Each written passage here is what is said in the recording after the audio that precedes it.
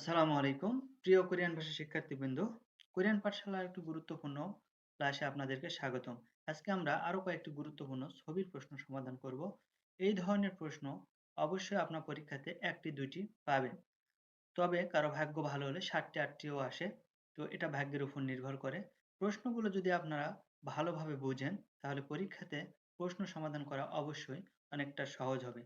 ছবির প্রশ্ন কোনোভাবেই ভুল করা যাবে না। যদি আপনি ছবির প্রশ্ন ভুল করেন, তাহলে এক ধাপ পিছিয়ে থাকলেন, অর্থাৎ ফেল করার সম্ভাবনা আছে।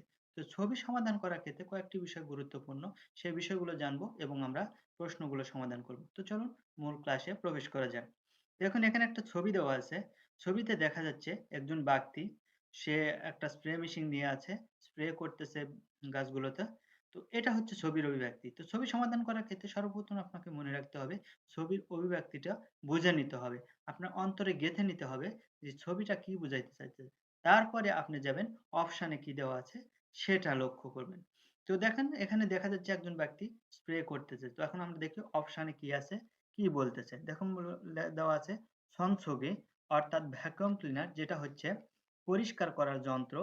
তারপরে দেওয়া আছে মূল পুরেগে, এটা হচ্ছে পানি দেওয়ার হচ্ছে একটা যন্ত্র বা পানি দেওয়ার একটা পাত্র। তারপরে দেওয়া আছে সুফুরেই অর্থাৎ স্প্রে করতেছে সেটা বোঝাচ্ছে। ৪ নম্বরে দেওয়া আছে সুদং বুনমুগি অর্থাৎ ম্যানুয়াল স্প্রে মেশিন।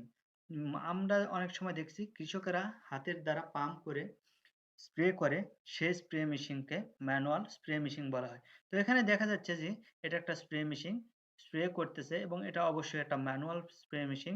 তো অনেকে মনে করতে পারেন যে ৪ নম্বর উত্তর হবে। ১ আর ২ তো অবশ্যই হচ্ছে না। তো ৩ আর ৪ এর মধ্যে অনেকেই ৪ নম্বর মনে করবেন। কেননা এখানে দেখা যাচ্ছে যে একটা ম্যানুয়াল স্প্রে মেশিন। কিন্তু ছবির অভিব্যক্তিতে আরো একটু পার্থক্য রয়েছে। এটা আমাদেরকে গুরুত্ব সহকারে অনুধাবন করতে হবে। সেটা হচ্ছে, হ্যাঁ, এটা স্প্রে মেশিন ঠিক আছে, কিন্তু তিনি কিন্তু স্প্রে করতেছে। এই যে পানিটা নির্গত হচ্ছে। সুতরাং এর সঠিক উত্তর হবে ৩ নাম্বার। তো চলুন পরবর্তী প্রশ্নে আমরা যাই।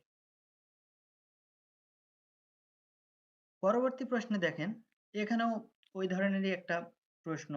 একজন মহিলা, সে ফুলের টবে বা চারার টবে পানি দিতেছে এবং হাতে একটা যে উপরে অপশনে আমরা যেটা দেখেছিলাম মূল পুরেগি, সেই মূল পুরেগি এখানে দেখা যাচ্ছে যে পানি দিচ্ছে। ঠিক আছে?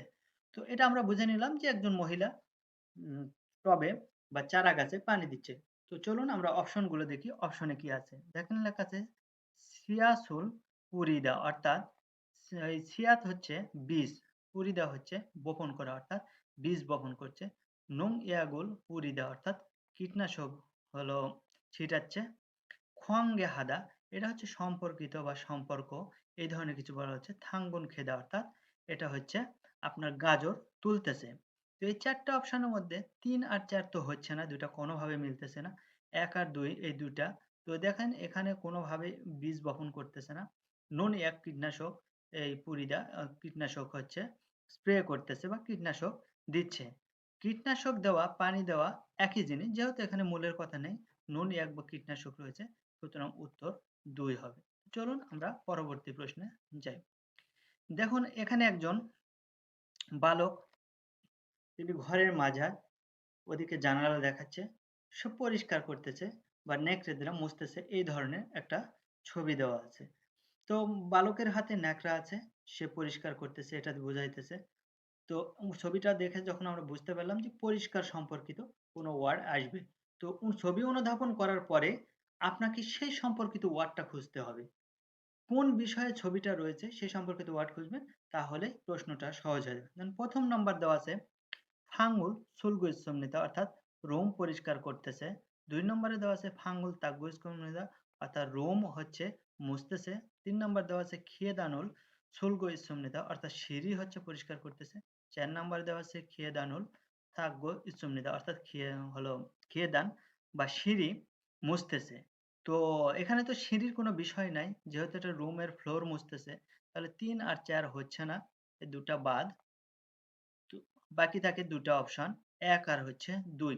এর মধ্যে শুল্গ শব্দের অর্থ সোলদার থেকে শুল্গ এসেছে, এটা হচ্ছে পরিষ্কার করা। আর তাকদার থেকে তাগ্য এসেছে, এটা হচ্ছে মোছা। তো অবশ্যই সে পরিষ্কার করতেছে বলতে এখানে মেঝেটা ফ্লোরটা মুছতেছে। এখানে ন্যাকড়া যখন কোনো মাজাকে মোছে, সেটাকে পরিষ্কারের পরিবর্তে, সুলতার পরিবর্তে তাকবো বা তাকদা শব্দটি ব্যবহৃত হয়। তো এখানেও উত্তর ২ নম্বর। তো চলুন আমরা পরবর্তী প্রশ্নে চলে যাই। দেখুন এখানে একটা ছবি দেওয়া আছে। এই ছবিটা একটা বাস্করের মতো মনে হচ্ছে, কিন্তু ভিতরে কিছু ফলমূল রাখা আছে, জিনিসপত্র রাখা আছে। আপনারা যদি একটু লক্ষ্য করেন দেখতে পাবেন। তো এই ছবি দিয়ে এখান থেকে ছবির ওয়ার্ডটা খুঁজে বের করতে বলা হয়েছে। তো চলুন অপশনে কি আছে? জাদংসা গাড়ি, সেদাগি ওয়াশিং মেশিন, জনহাগি টেলিফোন আর নেনজাঙ্গো ফ্রিজ। অবশ্যই এটি একটি ফ্রিজ। ১, ২, ৩ এই ৩ টা হচ্ছে না। ৪ নম্বর উত্তর। তো চলুন পরবর্তী প্রশ্নে যাই। এটা একটা খুবই গুরুত্বপূর্ণ প্রশ্ন। এই প্রশ্নটা মাঝে মধ্যে আসতে দেখা যায়। এই প্রশ্নটা যদি আপনারা ভালোভাবে বুঝেন, কোরিয়াতে আসার পরে জীবন ব্যবস্থা অনেকটা সহজ হবে। কোরিয়াতে আপনি চাইলেই যেখানে সেখানে ময়লা আবর্জনা, পট বা কোনো কিছু আপনি ফেলতে পারবেন না। এখানে এই প্রশ্নটা আরো বোঝার সহজ উপায় হচ্ছে দেখেন, এর ভিতরে লেখা আছে ইলবান সুরেগি অর্থাৎ সাধারণ আবর্জনা। তারপরে এই যে লেখা আছে ফিয়ন বোতল আর তার এই ধরনের। তো বোতল আলাদা, আলাদা পাত্র। অর্থাৎ এটা একটা আবর্জনা বা পরিষ্কার জিনিসপত্র রাখার পাত্র। তো অপশনে আমরা একটু দেখব কি, কি আছে।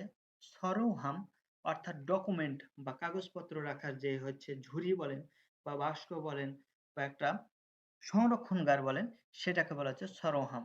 ফগওয়ানহাম অর্থাৎ যন্ত্রপাতি যেখানে সংরক্ষণ করা হয় সেটা বোঝাচ্ছে।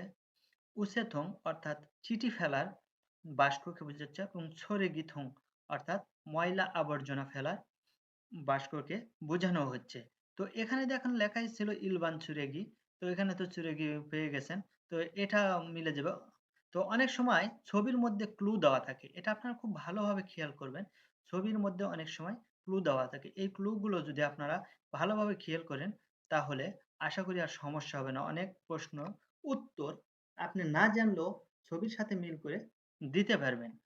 তো পরবর্তীতে প্রশ্নে যাই। তো দেখুন, এটা একটা গুরুত্বপূর্ণ প্রশ্ন। এই প্রশ্নে দেখেন একজন বালক আর একজনের হাত দেখাইতেছে। তার মাথায় কিছু একটা হওয়ার মতো দেখাইতেছে। অর্থাৎ সে অস্বস্তি বোধ করতেছে এরকম। তো এই ছবি দ্বারা বোঝা যাচ্ছে যে তাকে কেউ আঘাত করতেছে এরকম কোনো কিছু। তো অভিব্যক্তিটা আমরা যখন বুঝলাম তখন আমরা অপশনে যাব। অপশন কি দেওয়া আছে দেখেন। 손가락으로 চিরুগো ইসসমনিদা অর্থাৎ হাতের আঙ্গুল দিয়ে টোকা মারা অর্থাৎ আমরা যেটা সহজ বাংলায় গুতা বলি এই গুতা মারা বোঝাইতেছে। আচ্ছা ২ নম্বর দেওয়া আছে কুলপামুল তেরিগো ইসসমনিদা অর্থাৎ তাকে আঘাত করতেছে। ৩ নম্বরে দেওয়া আছে সোন কোবা সেগো ইসসমনিদা অর্থাৎ হাতের আঙ্গুল গুনতেছে। এই সেদার থেকে সেগো ইসসমনিদা আছে হাতের আঙ্গুল সে সোনোরো খারিখিগো ইসসমনিদা অর্থাৎ হাত দিয়ে বা হাতের আঙ্গুল দিয়ে ইশারা করতেছে। তো ১ নম্বর হচ্ছে টোকা মারা বা গুতা মারা। এখানে টোকা মারা বা গুতা মারা দেখাচ্ছে না। তাহলে একটা আঙ্গুল দেখাচ্ছে যেহেতু মুষ্টিবদ্ধ করা আছে। সুতরাং এটা উত্তর হচ্ছে না।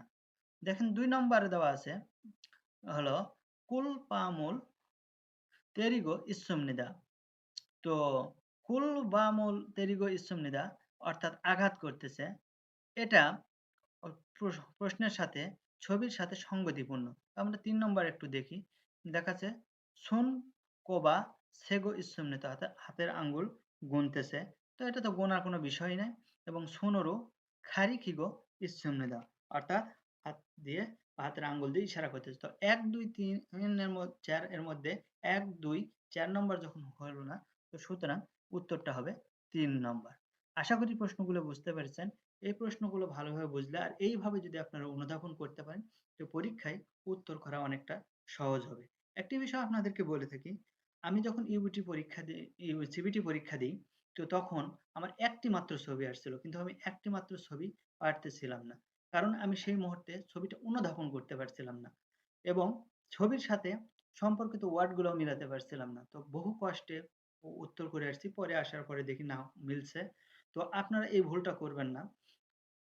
যেই ছবিটা আসবে অবশ্যই সেটা করার চেষ্টা করবেন। সেটা যদি আপনারা ঠিকমতো করতে পারেন, তাহলে অবশ্যই, অবশ্যই পরীক্ষার্থীতে আপনার এগিয়ে থাকবেন। তো সবাই ভালো থাকবেন, সুস্থ থাকবেন এবং এই ধরনের ভিডিও পেতে চ্যানেলটি সাবস্ক্রাইব করে পাশে থাকবেন। আল্লাহ হাফেজ।